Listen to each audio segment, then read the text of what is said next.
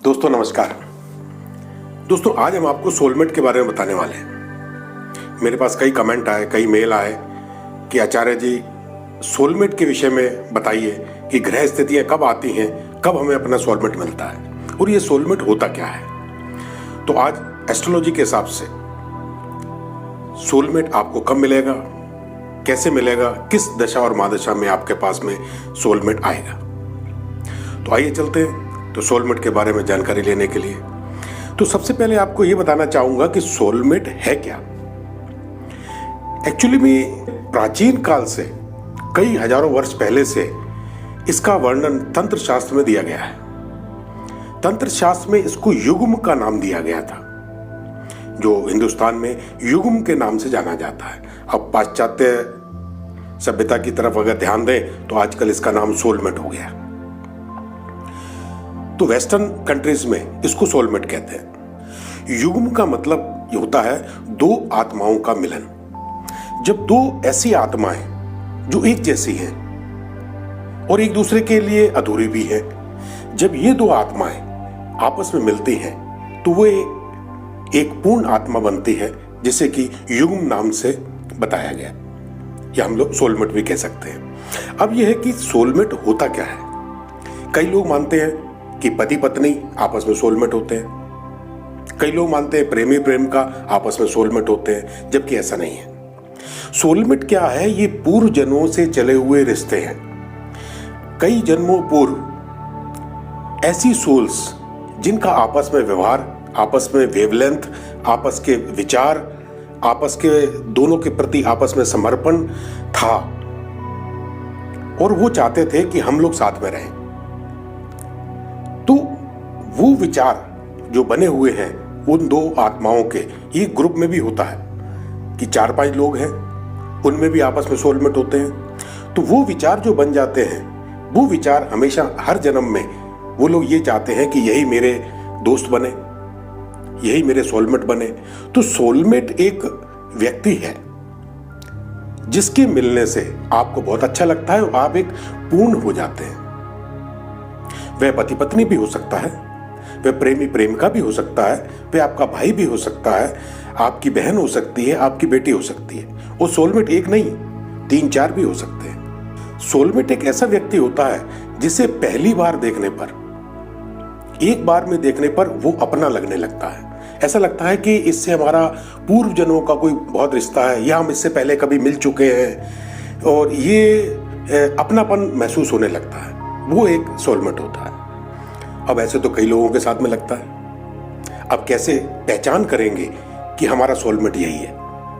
आपको जब सोलमेट मिलता है तो वो एक निगाह में मिलता है। आपकी आंखें जब उसको देखती हैं तो आपको अंदर से एक एहसास होने लगता है, आपकी आत्मा को, कि यही वो व्यक्ति है जिसे मैं ढूंढ रहा था या ढूंढ रही थी। आप दोनों की केमिस्ट्री बिल्कुल एक जैसी होती है और दोनों के रास्ते भी एक ही होते हैं। आपके दोनों के विचार इतने मिलते हैं कि आपको कहने की आवश्यकता भी नहीं होती है। आप आंखों से ही एक दूसरे से बात कर लेते हैं, आंखों से ही सवाल होते हैं, आंखों से ही जवाब हो जाते हैं। अपने सोलमेट को बार बार देखना, यदि आप ग्रुप में बैठे हुए हैं, एक टक देखते रहना, और आपके सोलमेट के आंखों में आपको एक चमक सी महसूस होती है। अब आपके सोलमेट के संकेत क्या है? क्या संकेत मिलते हैं आपको अपने सोलमेट के कि यही मेरा सोलमेट है? जब आप अकेले में बैठे होते हैं तो आप अचानक हंसने लगते हैं, अचानक मुस्कुराने लगते हैं, या अपने आप से बात करने लगते हैं और उस सोलमेट के विषय में। और यदि आपका वो सोलमेट आपसे काफी दूर है, काफी दिनों से आपकी बात नहीं हुई, तो आपके सबकॉन्शियस माइंड से संकेत उसके पास जाते रहते हैं, उसके सबकॉन्शियस माइंड से संकेत आपके पास आते रहते हैं। कई बार तो आपकी जो एस्ट्रल बॉडीज है, मनुष्य की जो एस्ट्रल बॉडी होती है, वो जाके अपने सोलमेट से मिल भी आती है और वापस भी आ जाती है। उसी प्रकार उस सामने वाले के सोलमेट की भी बॉडी, एस्ट्रल बॉडी आपके पास आती है और आपको सेटिस्फाइड करके चली जाती है। तो इस तरह से पास में ना होते हुए भी सोलमेट अगर आपका दूर है, तब भी आपकी जो एंजाइटी और फियर होता है उसको वो दूर कर जाती है। आपको एक ऐसे लगने लगता है कि मुझे दुनिया में सब कुछ मिल गया, एक अंदर जैसे कहते हैं ना कि घंटियां बजने लग गई और एक बहार सी आ गई, ऐसे लगा जिंदगी में सब कुछ मिल गया। उसके सोलमेट के आते ही आपको ऐसा महसूस होने लगेगा कि अब आपको किसी चीज की कोई आवश्यकता नहीं है, अब मैं संतुष्ट हूं, यही है मेरा सोलमेट और इसी की वजह से मुझे सब कुछ मिला है और अब मुझे किसी भी चीज की जरूरत नहीं है। और सबसे बड़ी खासियत होती है सोलमेट के अंदर, क्या संकेत देता है, इनमें आपस में स्वार्थ की भावनाएं नहीं होती। सोलमेट कुछ आपसे मांगना, कुछ आपसे लेने की इच्छा कभी नहीं रखता। वो सिर्फ एक प्रेम का संबंध होता है, आत्माओं का मिलन होता है। बस वो ये चाहते हैं दोनों सोलमेट कि हमारे आत्माओं का मिलन हो, हम एक दूसरे को देखते रहें और प्रेम करते रहें। जब सोलमेट आपके पास होता है या दूर भी होता है या फोन पे भी बात करते हैं या वीडियो कॉल पे भी बात करते हैं, तो बात करते करते एक नशा सा, एक मस्ती सी छाने लगती है, एक नींद सी आने लगती है, एक संतुष्टि सी महसूस होने लगती है शरीर के अंदर। यही सोलमेट के संकेत है। अब सबसे बड़ा प्रश्न यह उठता है कि सोलमेट कब मिलेगा, सोलमेट कब आएगा हमारी लाइफ के अंदर, आ चुका है या नहीं। ये तो मैंने आपको वर्णन बता दिया। अब अगर नहीं आया है सोलमेट आपकी लाइफ के अंदर, तो वो कब आएगा। सोलमेट जो है कभी भी आ सकता है। सोलमेट आपको बचपन में भी मिल सकता है, सोलमेट जवानी में भी मिल सकता है, विवाह भी सोलमेट से हो सकता है, प्रेमी प्रेमिका भी सोलमेट बन सकते हैं और विवाह के उपरांत भी सोलमेट मिलता है। यहां तक कि 40, 50, 60 की उम्र में भी सोलमेट आता है। जब आपको उसकी आवश्यकता होती है, वो जरूर आपके पास एक ना एक बार आता है। अब सवाल उठता है कि सोलमेट हमारे पति पत्नी क्यों नहीं बनता, इतने समय बाद क्यों आ जाता है। ये सब ग्रहों की दिशा के ऊपर डिपेंड करता है। इसके बारे में अभी अपन चर्चा करेंगे कि कौन कौन से ग्रह हैं जिसकी वजह से सोलमेट बनता है और कब मिलता है।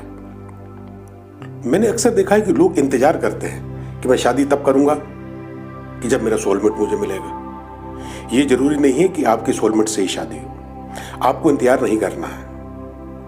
मेरे विचारानुसार आप सोलमेट का कभी इंतजार ना करें, क्योंकि सोलमेट अपने आप आता है। जब कुदरत ने डिसाइड किया है, जब आपके ग्रह नक्षत्रों ने डिसाइड किया हुआ है कि इस समय आपको सोलमेट मिलेगा, तभी आपके पास तभी आपके पास वो आएगा। हो सकता है कि आपका विवाह हो चुका हो, आपके बच्चे बड़े बड़े हो, उसका भी विवाह हो चुका हो, उसके बच्चे बड़े बड़े हो, उसके बाद भी वो सोलमेट है और आपको मिलने आ सकता है। तो उसका समय आप निर्धारित नहीं कर सकते, आप उसका इंतजार नहीं कर सकते। तो आइए चलते हैं ये देखने के लिए कि कौन कौन से ग्रह नक्षत्र हैं जो आपके सोलमेट को मिलवाते हैं। यदि आपकी कुंडली के अंदर, अगर काल पुरुष की कुंडली को देखें, यदि आपकी कुंडली में लग्न में या सप्तम भाव में मंगल और शुक्र की युति बनी हुई है, तो आपको आपका सोलमेट जरूर मिलेगा। या मंगल लग्न में है, शुक्र त्रिकोण में बैठा हुआ है, तब भी आपको सोलमेट अवश्य मिलेगा। और यह सोलमेट तब मिलेगा जब इन ग्रहों की महादशा, अंतरदशा या प्रत्यांतर दशा आती है, तब आपको सोलमेट मिलता है। और जब मंगल या बुध की युति हो, बुध जो कि तीसरे भाव का स्वामी है, जो कि एक प्रेम को दर्शाता है, जब मंगल और बुध की युति बनती है या मंगल और बुध का दृष्टि होती है, तब आपका सोलमेट मिलता है और आपके उस सोलमेट से विवाह भी होता है। और यदि पंचम भाव और सप्तम भाव का आपस में संबंध हो जाए, राशि संबंध या ग्रहों से संबंध या राशि परिवर्तन, ये इस प्रकार का पंचम और सप्तम भाव का जब मैचिंग हो जाता है, तब भी आपकी प्रेम भी होता है और आपका सोलमेट भी मिलता है। और यदि पंचम भाव में राहु बैठा है, तो आपका सोलमेट से प्रेम होगा, फिर आपका विवाह होगा। और यदि पंचम भाव में राहु है और शनि लग्न में है या सप्तम भाव में शनि बैठा हुआ है, तब सोलमेट आपका अंतर जातीय होगा, आपसे दूसरी जाति का होगा और आपकी उम्र से बड़ा भी हो सकता है, 10-15 साल भी बड़ा हो सकता है, आपकी उम्र से छोटा भी हो सकता है। जब शनि लग्न और सप्तम भाव में होता है, तब आपका सोलमेट आपकी उम्र से अधिक बड़ा होता है या अधिक छोटा होता है। अब सवाल उठता है लास्ट में कि हमें हमेशा सोलमेट ही क्यों नहीं मिलता, हमारी शादी सोलमेट से ही क्यों नहीं होती, या हमारी शादी हमारी प्रेमी प्रेमिका से ही क्यों नहीं होती है। ये कार्मिक रिलेशन की समस्या आ जाती है कि पूर्व जन्म के अंदर हम सोलमेट जरूर थे और उसके बाद हम समाज में भी रहते थे, हमारे कई कर्म हमने ऐसे किए जिसकी वजह से हमें अपने कार्मिक रिलेशंस को पूरा करने के लिए किसी अलग जगह जन्म लेना पड़ा, अलग जगह हमारा विवाह हुआ, क्योंकि हमें वो जो कर्म आपने पूर्व जन्मों में कर रखे हुए हैं उनका भोग भुगतना है। उनको भोग भुगतने के लिए आप दूसरी जगह पैदा होते हैं, आपका दूसरा परिवार बनता है और आपको सोलमेट उस समय नहीं मिलता जब तक कि आपके पुराने कर्मों का भोग पूरा नहीं हो जाता, तभी आपको वो सोलमेट मिलता है। या आपकी स्थिति काफी खराब है, आप ईश्वर से प्रे करते हैं कि मेरी स्थिति को सुधारें, तब वो आपके सोलमेट को भेजता है। समय कुछ भी हो सकता है। तो इस तरह से वर्णन किया गया है सोलमेट के ऊपर। तो दोस्तों आज हम इतना ही चर्चा करेंगे सोलमेट के ऊपर, अगले एपिसोड में फिर मुलाकात होगी। तब तक के लिए इजाजत दीजिए। और जिन लोगों ने मेरा चैनल सब्सक्राइब नहीं किया है, जो लोग अभी नए आए हैं मेरे चैनल के ऊपर, कृपया करके इसे सब्सक्राइब जरूर करें, लाइक बटन दबाएं और बेल बटन भी दबाएं, जिससे कि आपको मेरा नोटिफिकेशन मिलता रहे। नमस्कार दोस्तों, धन्यवाद।